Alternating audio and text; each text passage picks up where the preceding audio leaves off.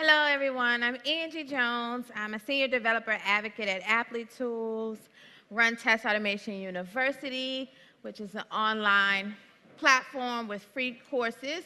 And I blog about test automation strategies and techniques at angiejones.tech. And I'm on Twitter at techgirl1908. Today, I want to talk to you about automated visual testing. But before we get into that, we're going to play a quick little game of Whodunit.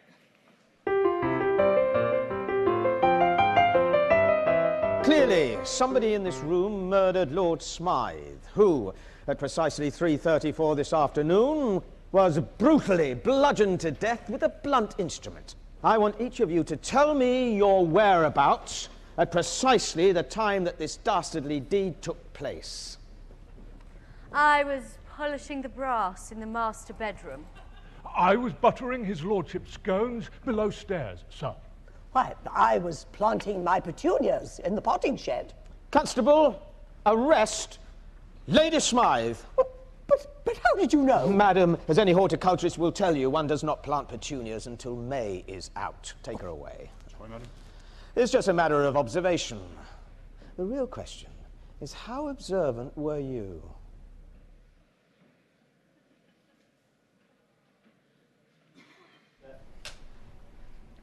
Action. Clearly, somebody in this room murdered Lord Smythe, who, at precisely 3:34 this afternoon, was brutally bludgeoned to death with a blunt instrument. I want each of you to tell me your whereabouts at precisely the time that this dastardly deed took place. I was polishing the brass in the master bedroom. I was buttering his lordship's scones below stairs, sir. Why, I was planting my petunias in the potting shed. Constable, arrest Lady Smythe.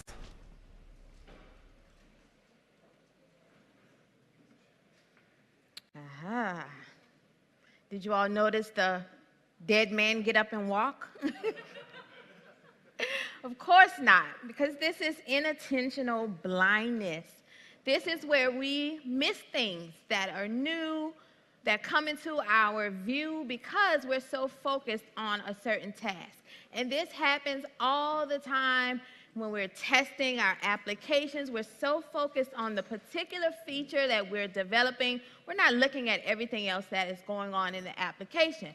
And this is particularly true when you look at things like regression testing. So to mitigate this, we automate the test, right?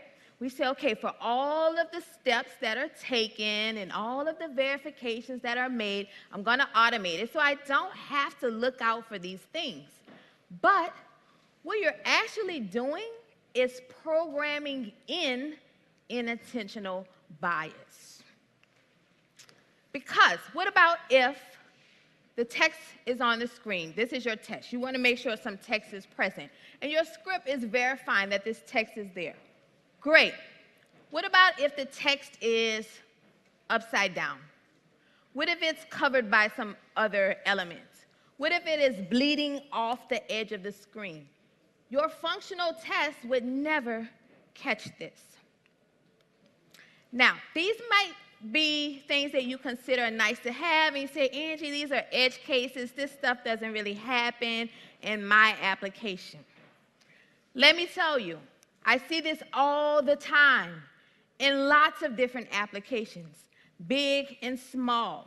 This is Cineworld. You all know Cineworld? It's in, I think, the UK, but it's the second largest cinema chain in the world, right? So big deal. And they had a visual bug on their application. This is on the page where you store your credit card, right? I don't know about you all, but I'm not storing my credit card on a page that looks like this. I'm going to think that they didn't test it. And that's just what this person, Kim, thought. She asked, why do people not test even the happy path of their applications? I have a theory, though. I think they did test it. In fact, I think they automated it.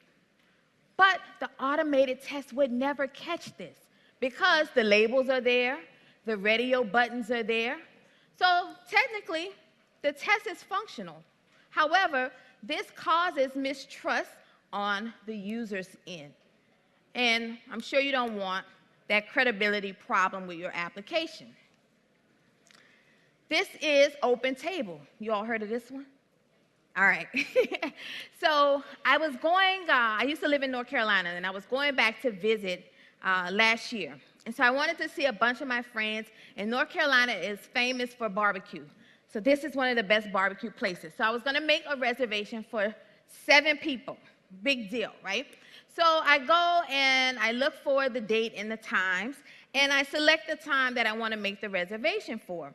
And then a modal popped up. And it took me a minute to figure out, like, why don't I see anything I'm supposed to interact with? And as I looked at it, I finally saw these select buttons over here in the corner.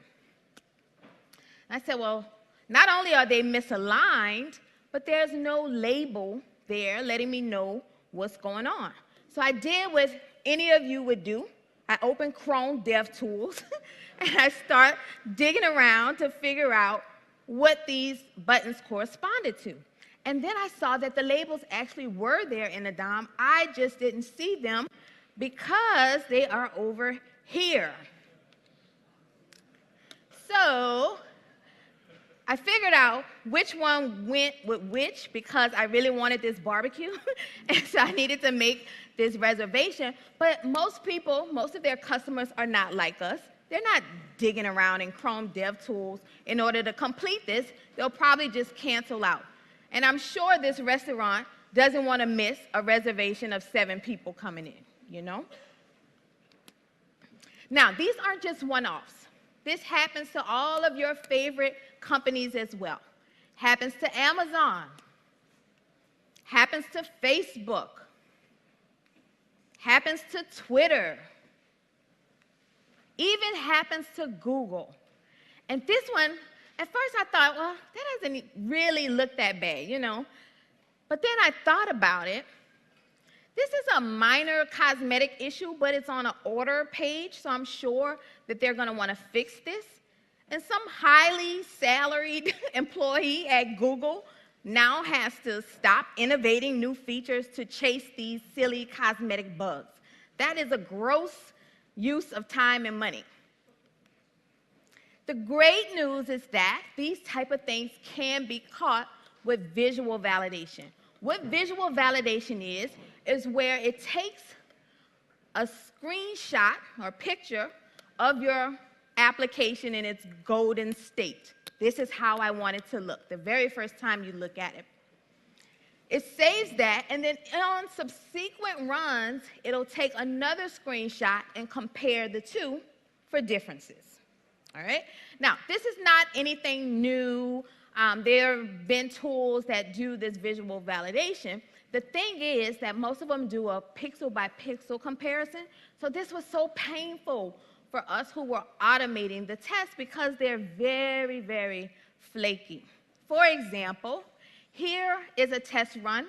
The very first, the top image is the golden copy, and the bottom one is a subsequent run. This one failed. Who can see why?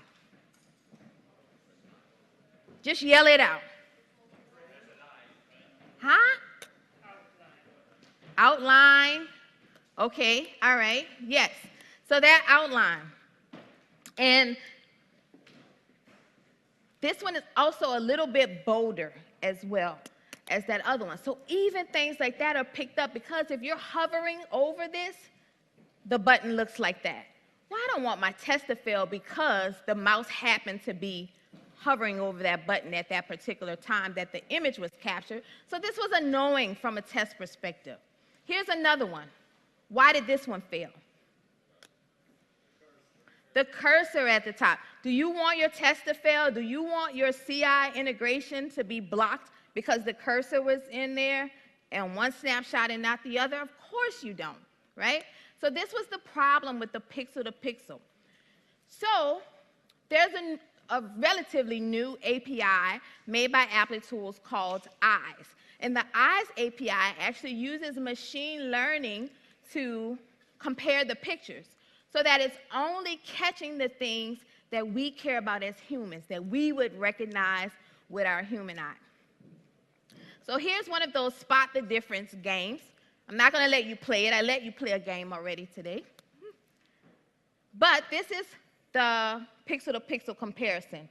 So it highlights pretty much everything is different with the image, even the minute white spaces that we don't see or care about, compared to the comparison with the eyes API. So you see here where it only captures the things that we would notice and care about. Okay? So we're going to add this visual validation to an existing testing code base. So I'm using Java with Selenium, but the eyes API, there's SDKs for all of the popular languages and all of the popular testing tools. So let me show you the application first. It's a one-page, single-page application, just some books. This is test data, 8 little books, and you can filter these books by title or by author. For example, if I put in Agile testing, it'll show me this one. If I put in, let's say, Seb, it'll show me the book where Seb is the co-author. So, in the code base, can y'all see that okay? In the back, can you see it? All right. So here is a test, and this test searches for this title, Agile Testing, and then it asserts that the book is visible, and it makes sure that there's only one book there. And let's look at this is book visible method. So this one takes the title, it gets the visible books on the page, and traverses through that to see if any of the visible books has the same title as the one that was passed in. If so, it returns true. All right, so let's run this.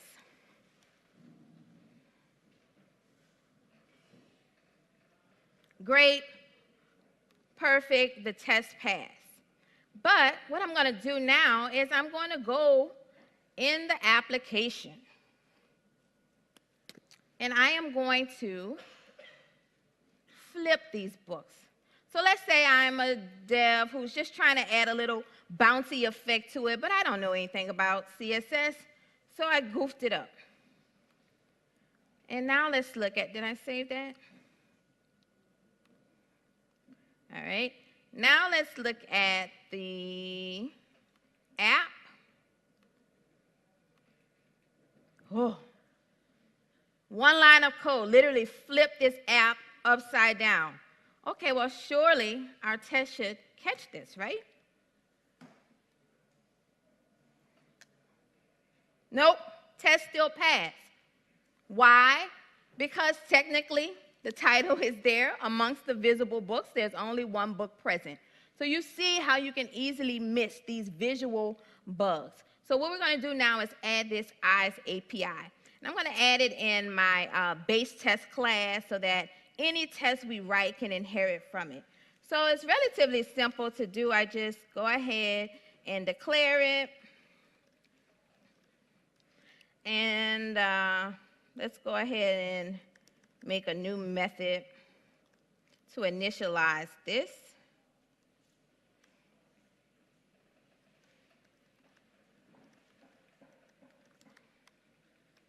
And inside of here, I'm going to instantiate eyes.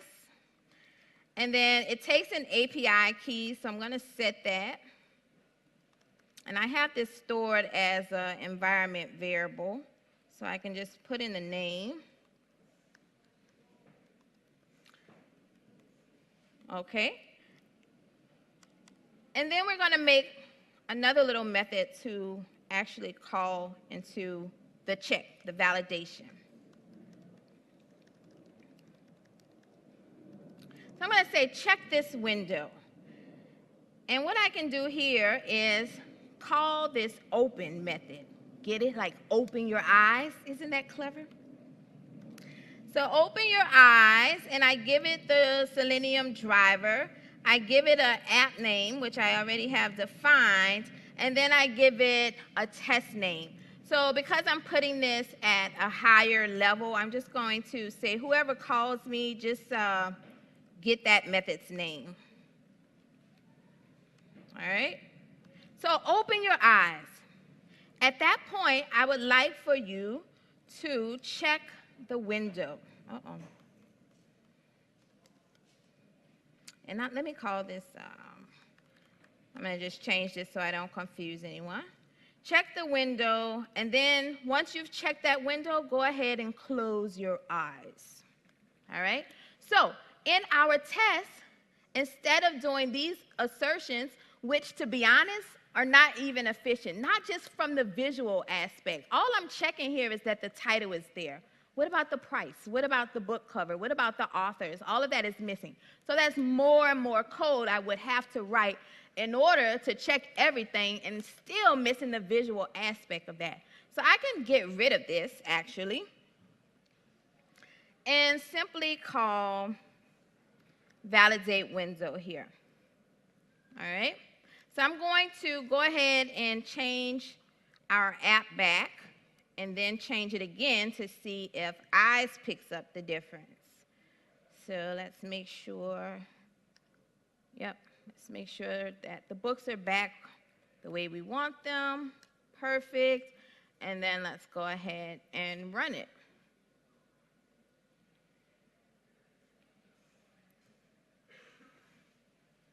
So went ahead and taken the screenshot, it's sending it out to the Applitools cloud and doing the comparison. All right, so it passed this first time, and let me just show you what this looks like. So when it takes the baseline image, you really don't have to do anything. You're good to go, but I'm a tester, right? So I want to make sure the image that it took was actually the right image. So let's just go here, and you can have a little look. And this is a dashboard provided by Applitools, and it'll show you the images. So this is the new image, and it'll save this as the baseline for that test. All right? So let's go and mess up the app. All right, so we're flipping things over. And we go back to our app, make sure that it's flipped. Yep. All right, let's see.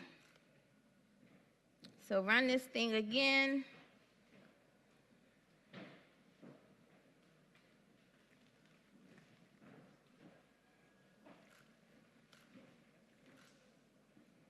And you can see that it failed this time. So when it fails, it throws this diffs found exception and provides a link so that you can go to the dashboard and see the differences. So now we can see here clearly it caught that the book was upside down. All right? So what are some pros and cons of using this approach, verifying the entire window? Well, a pro is that you're verifying the entire window, and a con is that you're verifying the entire window, right? So all we really cared about in that specific test case was the book itself. If there's anything else going on that page, like maybe this page is under active development and other things have been changed on this page, then it would catch all of that, right? And so your test could fail for things that are not related to that feature itself. On the flip side, you catch things that you're not even looking for. The great news is that this eyes API is really flexible. So you don't have to verify the entire window. You can scope this down to a certain region on the page or certain elements on the page. So I could go in our test and say, hey, instead of looking at the entire window, let's go ahead and make another method here that looks at the element level. So I'm just going to copy this, and we'll say validate element. For that one, you're going to need a locator. And instead of check window, we say check element and pass the locator. So in our test, let's change this. We say, okay, this thing keeps failing because It's under active development. Instead of doing that, I just want to verify the element. So we can use, I have these IDs stored in another class. So I can say I want to get the Agile testing books locator and verify just the book. Now when I run this time, is it going to pass or fail? Oh, let me flip the book back. Is it going to pass or fail? All right. Who says pass? Who says fail? Why fail? Huh? Let's see.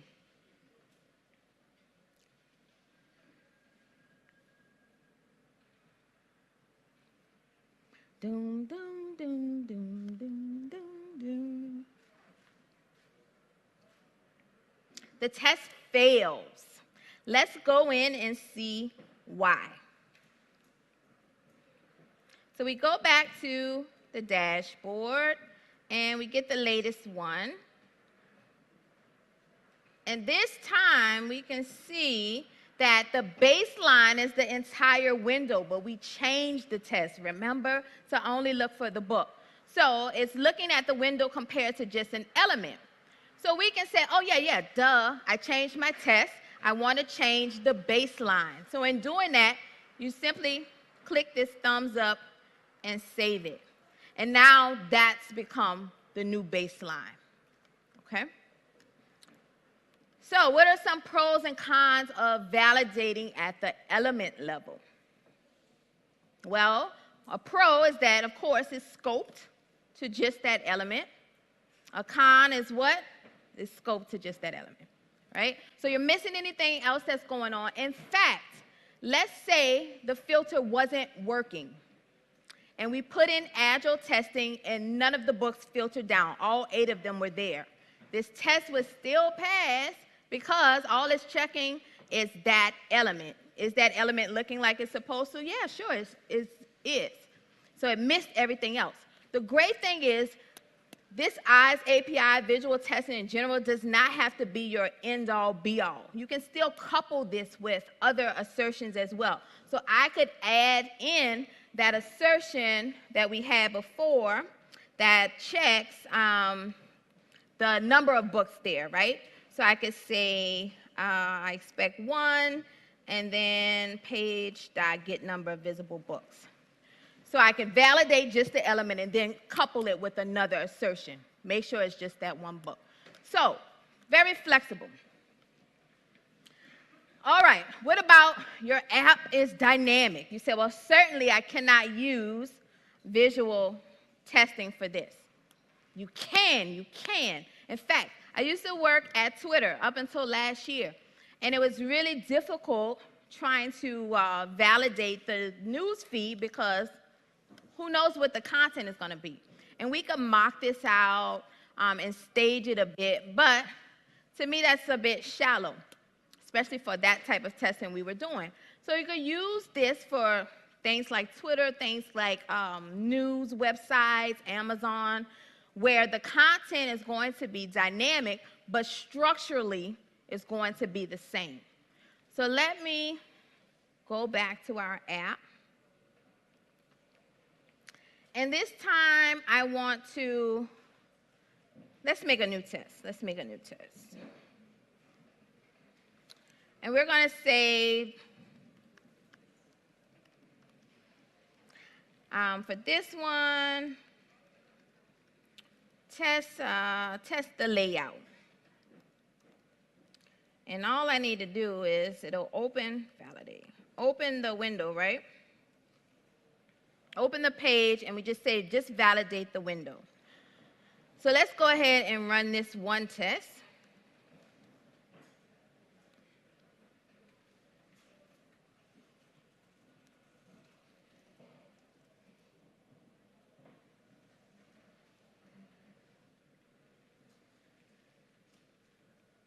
All right.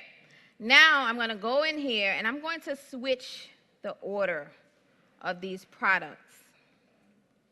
Now, this will fail if I run as is, but I can say, hey, I don't want you to run it at the level you've been running it at. I want you to change the match level. And these match levels add another level of flexibility. So there's 4 of them. There's the layout that will only verify the structural content of the page, not the details of it.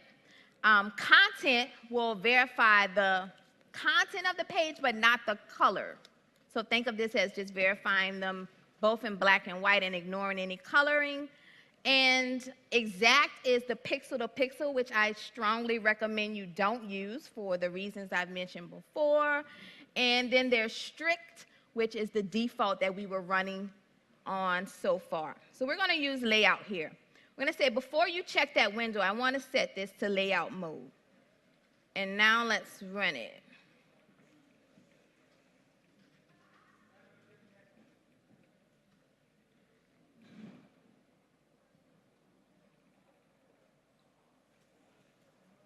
And the test still passes even though those books are in the different order. Let's go in and look at that one.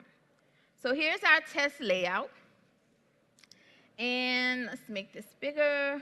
We can see here these 2 books are in different order, and yet it was ignored because all it's looking at is the structure of the book.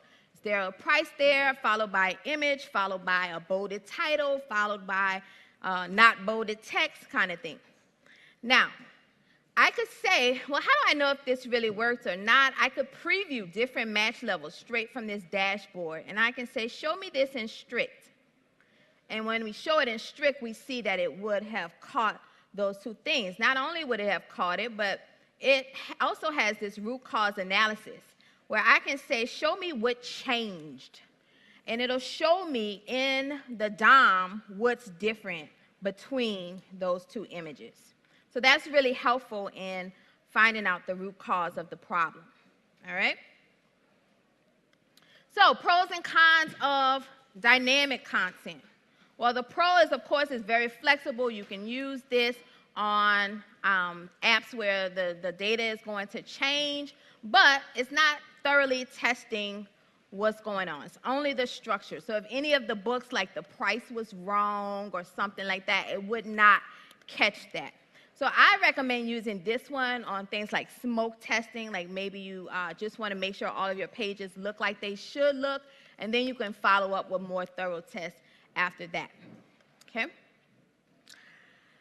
Now, before recently, if you wanted to verify your tests on multiple browsers, multiple devices, which we all want to do if we're supporting this, then you would have to run those tests across all of those different platforms.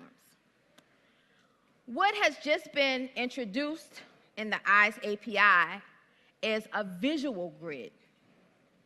This visual grid, instead of running the test, all of the steps, let's say you have a very lengthy test, instead of running that across all of the browsers and all of the devices, it grabs a hold of the DOM, all the assets that are associated with that DOM, takes it out to the Amplitude server, and throws that up on any configuration you've asked for, and does visual checks across those.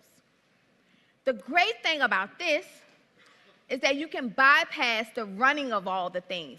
You've already executed the steps to get it in whichever state you want it to be in. Now, the bugs that are found on cross-platform stuff are usually due to viewport changes. They're usually visual bugs, and therefore they're mostly missed by traditional functional tests anyway.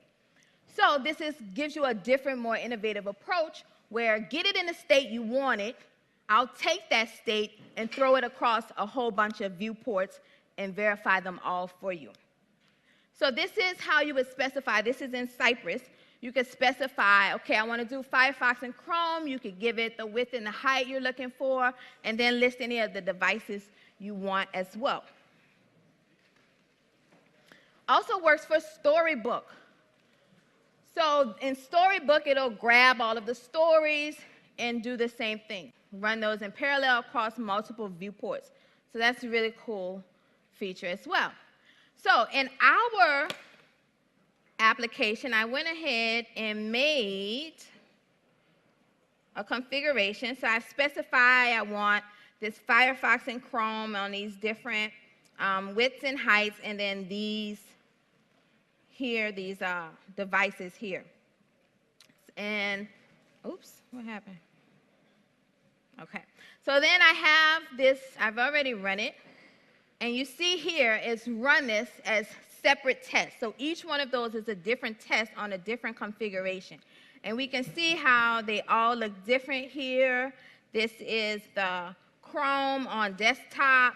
This is Chrome on a larger monitor. This is the Galaxy in, what's that, landscape mode. Galaxy in portrait, iPhone in portrait, iPhone in landscape, and Firefox on desktop and a larger monitor as well. So with one run, you can get this ran across multiple devices and browsers. So that's all I have. What questions do you all have for me?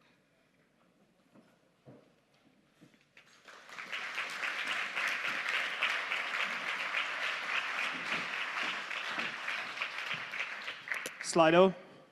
Boom. Angie, I'm going to read. You're going to answer. All right. Yeah? Can I host the iServer? My company doesn't allow to send test results to external server. Boo, company. No, you can. So there is an on-premise solution. Now, this eyes API, there's a free plan. There's a limit of 100 or so checks that you can do a month. But if you get the on-premise solution, then you will have to upgrade for that option. But yes, it is available. This one's from BAM. Can I use eyes on mobile applications? Yes. Love it. Do saved images... Wait, did you have more to that? Elaborate? I showed you with the grid. So you can do that. You can also integrate. Yes. So it integrates with Appium, with XCUI tests, with Espresso, native apps. Yes. Is your name really Bam? Okay. Do saved images version controlled?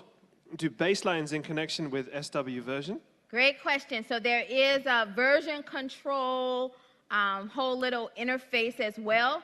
So some people use this. I don't see a whole lot of engineers use it, although it's available. But I see people, other people like UX or product people use it in that way. So you can see how your app has changed over time with the version control. Does it make a separate call to the cloud on each assertion? How fast do tests run? Yeah, great question. So the traditional way that I showed you through most of the presentation, each one of those will be a separate, well, it'll be a call out to the server. It'll grab those images, and then at the end, it'll calculate it all and return true or false. When we did that close, when you close your eyes is when it does the evaluation of that. But that's, in my opinion, a bit slower.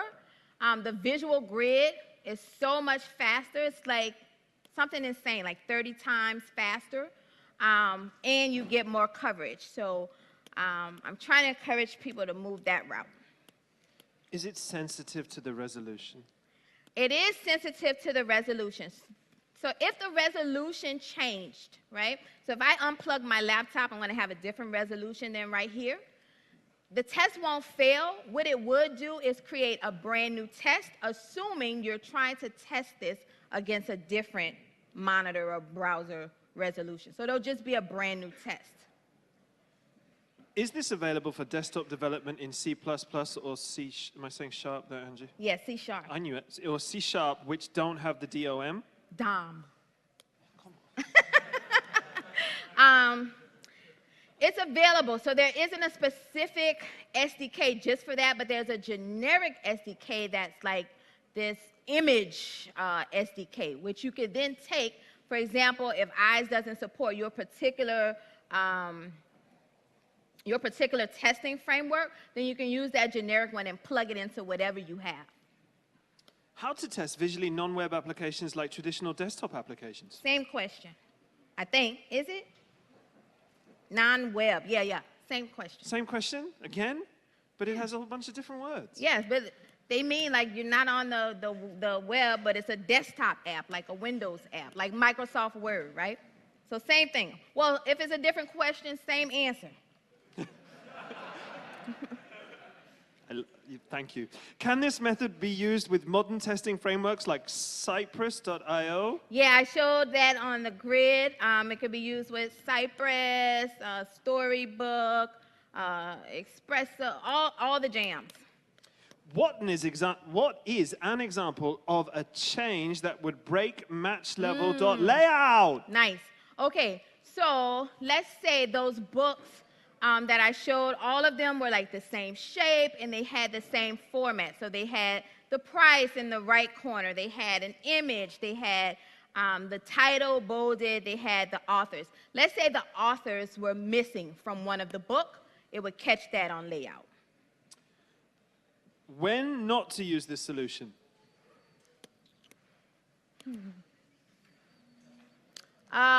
If your app is under constant change, even at like the element or the region level, then I wouldn't use visual testing in that case because it's going to be your baseline is going to constantly be changing, unless that's what you're going for. But if you're going for something that you're gating your CI test with or something like that, I wouldn't use it until your app is mature enough for the automated testing. How do you measure visual coverage, Angie? Ooh. With your eyes? She laughed. Visual coverage, you mean, who asked that question? Which one of you was it? Do you mean of the entire app or like a page?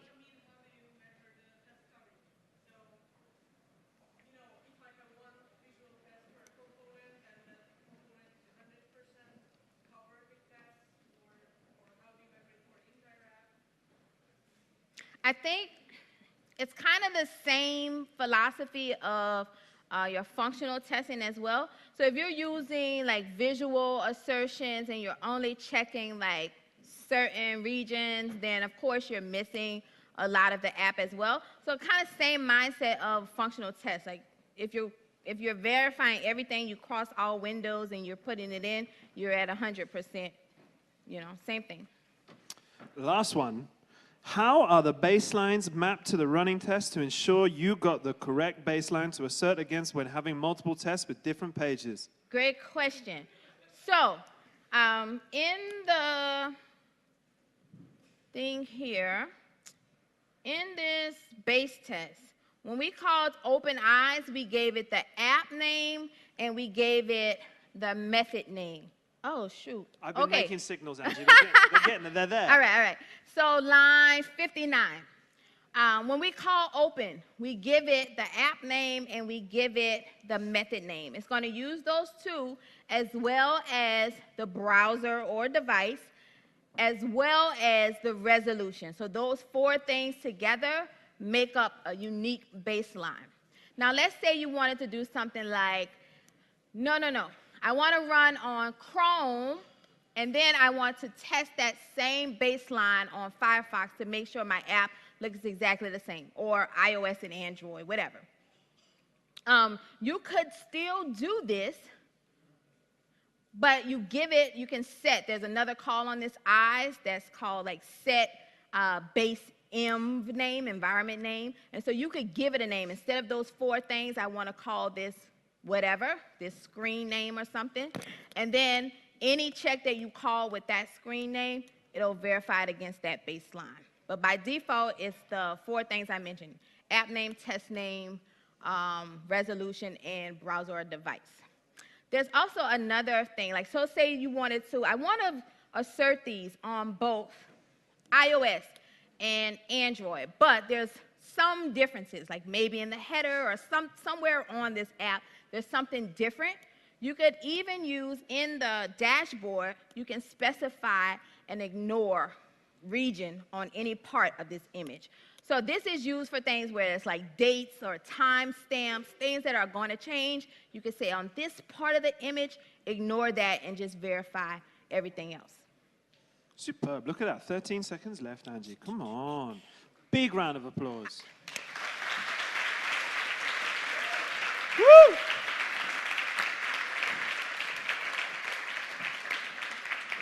Unfortunately, this is the end of the orange tent. Let me answer this one. Let me answer. Okay, so. No, Angie's going to answer. Go on. All It's right, not the so end. the cost of eyes, there's a free account that you can use, but it's limited in the number of checks you can do. So if you needed more, you would upgrade. Also, for open source projects, that number is greatly increased to a couple of thousands of checks you can do for free. You would just hit me up, and I'll get you set up on your open source account to use visual validations.